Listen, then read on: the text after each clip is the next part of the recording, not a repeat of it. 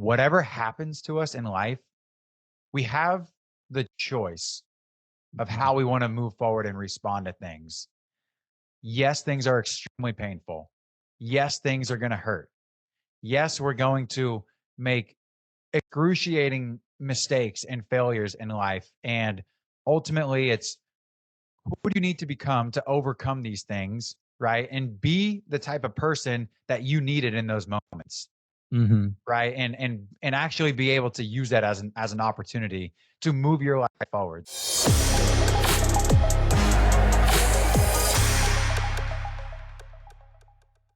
Long story short, I got pulled over for a DUI and spent the night in jail. I had my dad pick me up from jail on Thanksgiving morning. And so this was a Wow. position in my life where never in a million years did I think that I would be in this position. I remember actually like praying to God that night for like the first time ever. One of those prayers like, God, if you're real, I need you right now because I don't know what I'm doing in life, like making decisions like this. And so, that was the pivotal moment for me, especially once I decided that this was going to be the best thing that ever happened for me. I felt like this was a gift. Once it was actually Ed Milet, I was listening to a podcast like, a couple of weeks after or something along those lines. And I remember him very specifically saying, when we are able to adopt the mindset of things happening for us, that's when we have the chance and opportunity to see the silver linings that can come from experiences like this. And so that was my wake up call, man. Actually, at that point in time, I had just moved to Seattle. I had to borrow money from my parents and move out of my house in Seattle, move back in to my parents' house, borrow money from them, go in debt to actually pay my attorney, to pay the lawyers, to pay all these court fees. I Wow. had to then figure out a way to then start earning money while doing all this court stuff. Like, you want to talk about a way to grow up really quickly? It's like going through experiences like this that'll force you to, because it was nobody's business but my own to go and figure this out and get things handled. And so, that's when I just was like super driven from that point on. That was like, you know, 5 a.m. back in the gym. I remember sitting on the gym floor like in those early days and writing out on my phone what I wanted the vision of my life to be.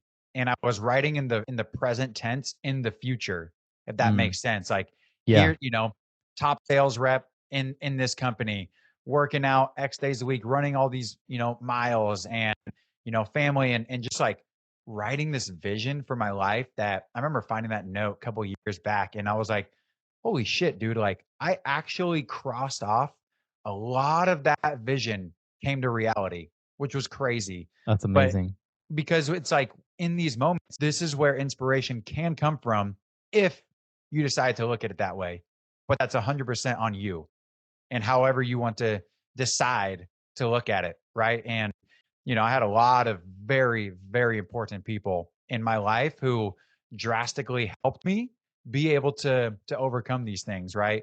Family, friends. I had just got that new job with Olympic Crest Insurance, and Nancy was there to support me in however best that she could. And at the end of the day, it still is like, you are the one in the driver's seat. What are you going to do about it? And so it was a really good 7 months. 7 months down the road, I decided that we were in Mexico on a family vacation. And I decided that I was going to have a beer. And I had been 7 months sober at that point. I Mm. was like, the DUI happened. I'm like, that's it. I'm freaking done with that shit.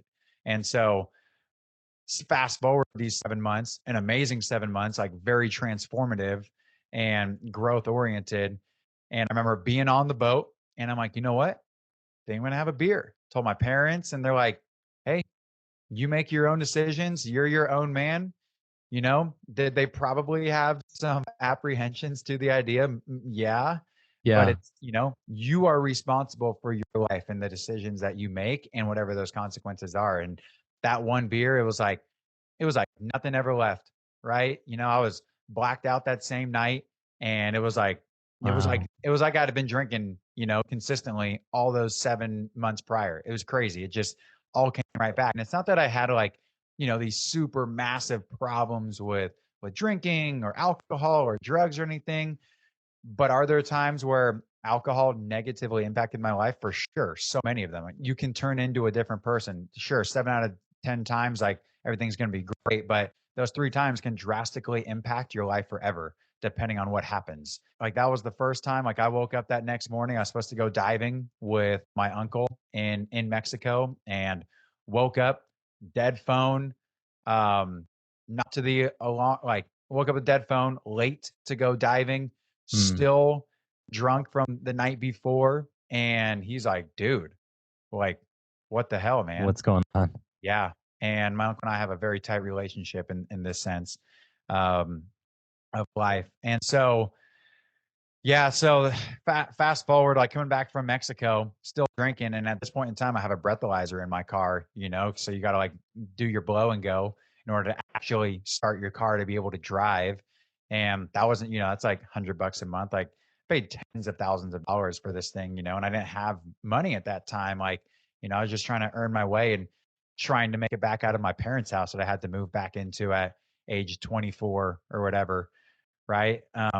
Which is humbling in itself, moving Yeah. back into your parents' house as an adult, back into your childhood room. It wasn't until July 18th, July 19th, 2018, that we were out at a casino for Clearwater Casino for my sister's birthday. And that was the night where I was like, you know what? I'm going to stop drinking at 10 p.m. so that I can be fine in the morning to do the breathalyzer, do the blow and go, and be able to drive to work because it was like a Thursday night or something, Wednesday night. And sure enough, 2 a.m. rolls around, still drinking, and end up blowing violations into the breathalyzer that next morning. So Mm. that was the first time that drinking had ever impacted my professional life. And that was the deciding factor for me, that drinking was not out of the question. The moment that it impacted my professional career, was my deciding point. And so that was the last time that I had a sip of alcohol. It's been an amazing, 5, 6 years basically. Just, there was a lot that went into this. It's, can't tell you how many court dates, AA meetings, right? Required to go to AA 2 times a week for 2 years. I was doing outpatient treatment, started out 5 times a week for the first couple of months. And then it was 4 times a week. Then it was 3 times a week. Did the hardest work that I've ever done in my entire life, doing, all the 12 steps of Alcoholics Anonymous, and getting a sponsor, being a sponsor, like, doing all the work, steps 4 and 5, like, getting things that you've never talked about, or that I had never talked about to anybody in my life, out of my head and onto paper and Mm. then spoken to another human. That was the scariest shit I've ever gone through. I can't tell you how many tears I've cried. I can't tell you how many heartaches I've had. I can't tell you how much pain it caused.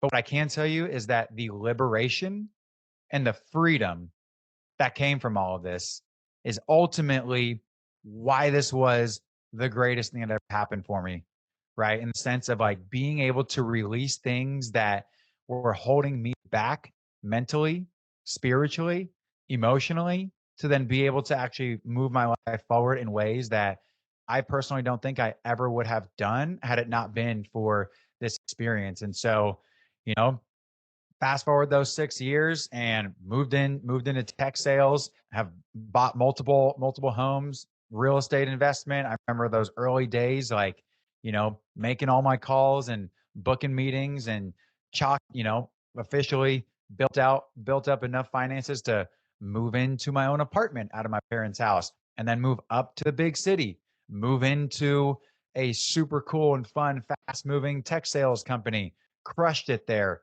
got promoted, paid off all my student loans, bought a house, rented it out, bought another, like, just all these things that started happening. And it was just like, it's an amazing thing when you can just really focus on what matters to you, right? Because along with all of that was just the relationships in my life, right? Continued to just be the most amazing relationships that I think I've ever had, right? Especially connections, relationship with my family, my parents, my significant others, friends, family, just anybody and everybody, right? And man, it's crazy. I've never actually told this story on, out live and in public, and so it can go so many different ways. There's so much filler, and there's so many important details, but I think that at the crux of it is, like, for the audience that's listening here, it's that whatever happens to us in life, we have the choice of how we want to move forward and respond to things. Yes, things are extremely painful. Yes, things are going to hurt.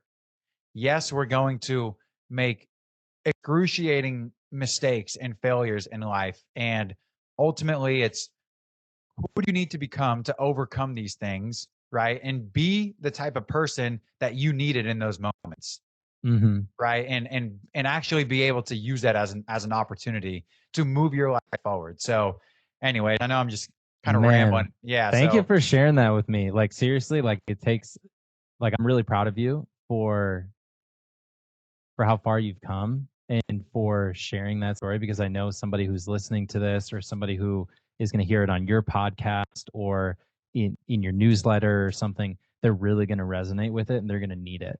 And I know that that's something that Dan Martell talks about is he's trying to become the person that he needed mhm, on like his darkest day in his mhm. lowest moment. So I'm curious for you, what is something that you would say to yourself however many years ago it was, on your lowest day, knowing what you know now, what would you I say to yourself? I would say exactly what Jim Jackaloni told me. This is Jim, the husband of Nancy. I spoke to him that next day after the DUI, and he told me, Mm, Colin, you have to have been where you were to get to where you are. And so you have to go through these valleys in life to actually be able to climb the mountain ahead of you.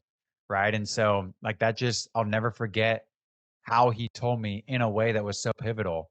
So if you're going through something, right, just know, like, you have to have been here in order to get going to where you can ultimately get to, right? And mhm. so I think that's ultimately what I would tell somebody, along with, like, this, as long as you decide that this is going to be the greatest thing that ever happened, not to you, but for you, Yeah. that's when you can take the power back to actually go and make this the best thing that ever happened for you. Very particular with your words.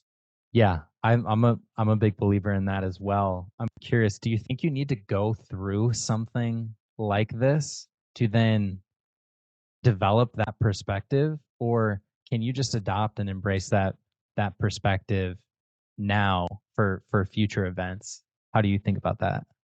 For me, I think that I needed to go through it, and because it was kind of just smooth sailing up until that point.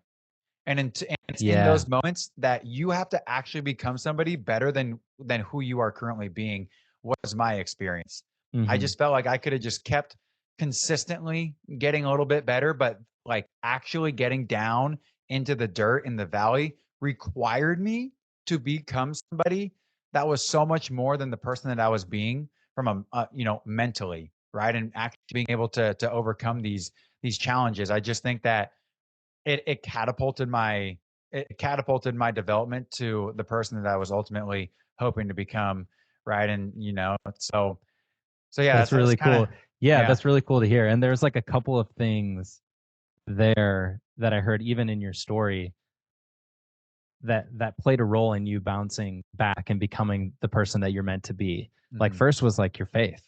Like, you had that Yeah. moment with God, like, "God, if you're real, like, please Mhm. help me Yeah. through this." You also had those key people that were there at the exact moment that you needed and Mhm. said the exact things that you needed to hear, Mhm. and those things were kind of what allowed you to then make the decision and to have the perspective of, this is actually going to be a good thing for me. And I'm going to Mhm. decide to take this and to use it as a almost like a catalyst for change. Mhm. So I'm curious, how has that experience almost changed your perspective on the goals that you go after and the life that you have, and even just those passions that you pursue moving forward? Mhm. Well, I could focus, right? Like, those things were wishes.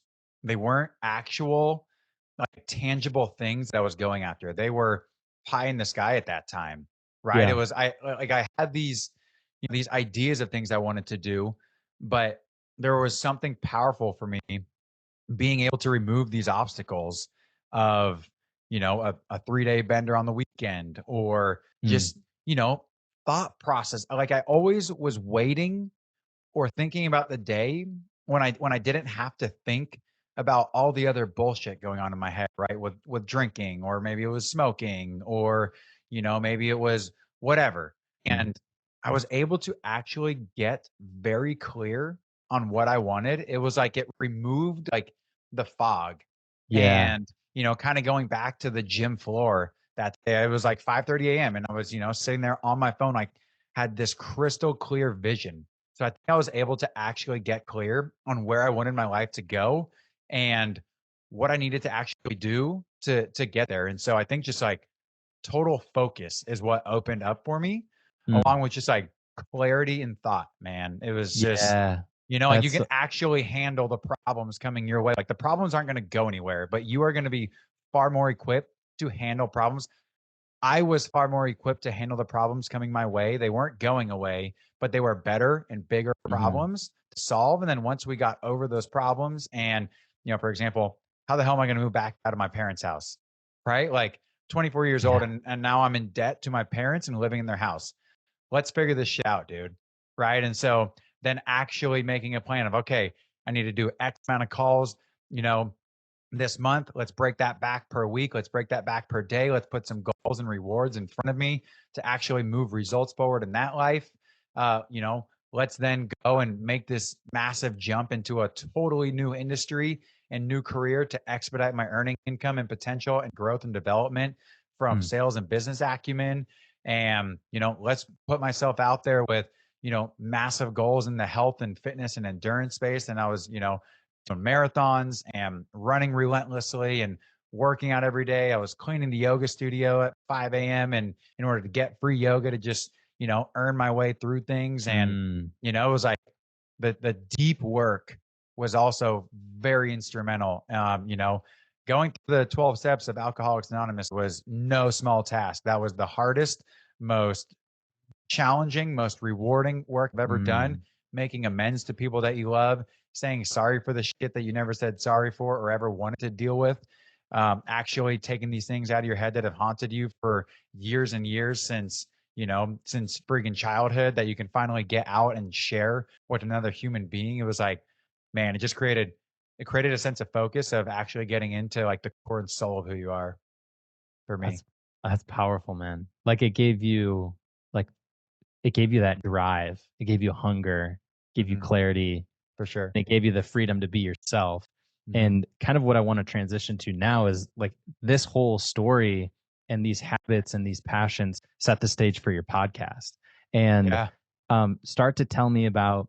I know that one of the things I'm super excited to hear about is you set a goal for your 100th podcast to be Dan Martell. Tell us the story about your podcast and the landing Dan Martell. How did this all happen?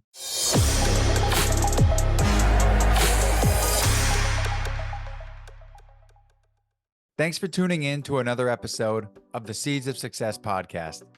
If you got to the end of this episode, can you please do me a huge favor and leave a 5-star rating and review? This helps me be able to reach out to bigger guests and also be able to get access to special events and activities that otherwise would not be possible without your support. So if you could please take just 3 seconds and leave a 5-star rating and review, it would mean the world to me, and I will see you on the next episode.